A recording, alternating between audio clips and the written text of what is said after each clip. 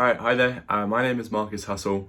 So I thought I'd just jump on this kind of quick Q&A and just answer a couple of questions that you of course provided.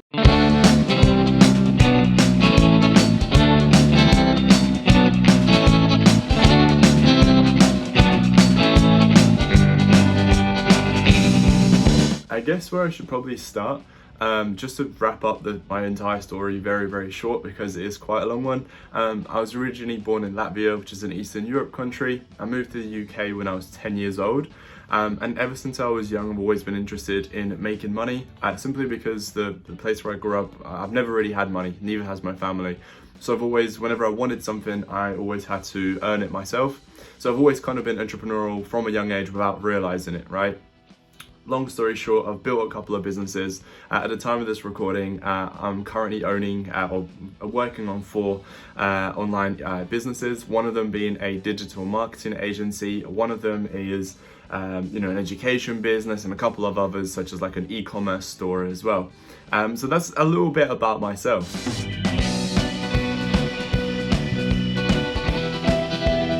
Interesting question. When did I discover it? I mean, social media as a whole, obviously when I was a kid/teenager, when I was about 10, 11, obviously learned about like Facebook. Funny enough, I actually used to do like Facebook videos, like funny videos when I was a little kid, and I'd get like 500-600 likes. And back then, this was, I'm talking probably 12 or so, about 12 years ago. 600 likes was like what nowadays is like 20,000, right?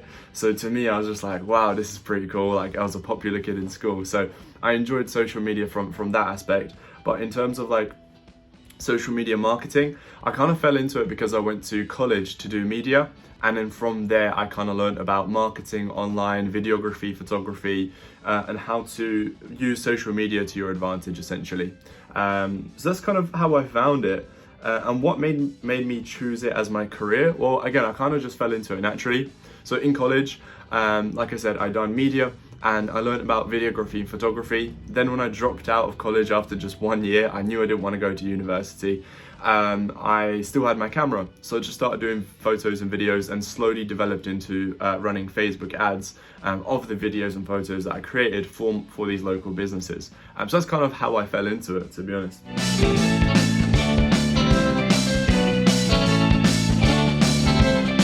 So a little bit about kind of Ads for Lawyers. So that's my digital marketing agency where we work, of course, with lawyers, solicitors. I've only started that as of this year, 2021. However, obviously all of last year and the year before that, I had a different agency. Reason why I switched it, by the way, is because the industry that I was working with previously, so car dealerships, all of 2019 and 2020, it's not really sustainable for me personally to carry on with them, simply because whenever there's a lockdown here in the UK, the industry just suffers a lot, which therefore means I suffer a lot because I work with that industry. So I just had to make the risk and just adapt and just overcome that and choose a different niche, and hence why I'm now working with lawyers and I have an agency called Ads for Lawyers. But honestly, it's been absolutely amazing building that agency. It's so much fun. It feels like I'm starting again, or I kind of am. I've got a team of 12 people at the moment that I'm managing. We're all based in Birmingham, in the UK. So it's super fun. But in terms of what challenges have I faced? I guess the biggest one I have is, first of all, like switching niches, so switching industries, from car dealerships to lawyers. And it's a lot more different than I thought. Obviously, they're doing completely different things, but I thought as a business it would probably work the same. The biggest difference that I'm finding, and this is like our biggest challenge, is, well, with car dealerships, you basically most of the time just have one decision maker, like one owner, one manager, or so on. Well, with a law firm, most of the time you have an investor, you have a co-founder, you have another co-founder, there's lots of decision makers. So it's quite hard for us to close them on the call. So therefore the sales process is a lot longer than just, one call. So that's the challenge that I'm facing.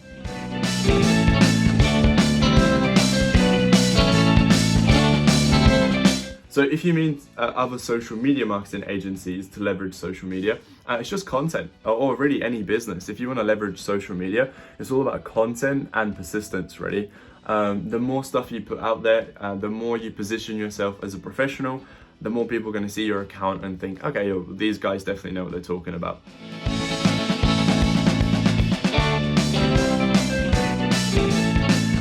For a startup, any advice for a startup? Think long term. That's definitely, that's not really a practical thing, but your mindset, think long term, you know, because when you're starting out, the generation that we're currently living in, everybody just wants things now, you know, like Amazon. You go into Amazon, you can order something, get it delivered tomorrow, and that has a huge effect on our society, and it's definitely our generation, because they're just getting used to instant gratification, your dopamine hits, right? When you don't get that, you feel like you're not progressing.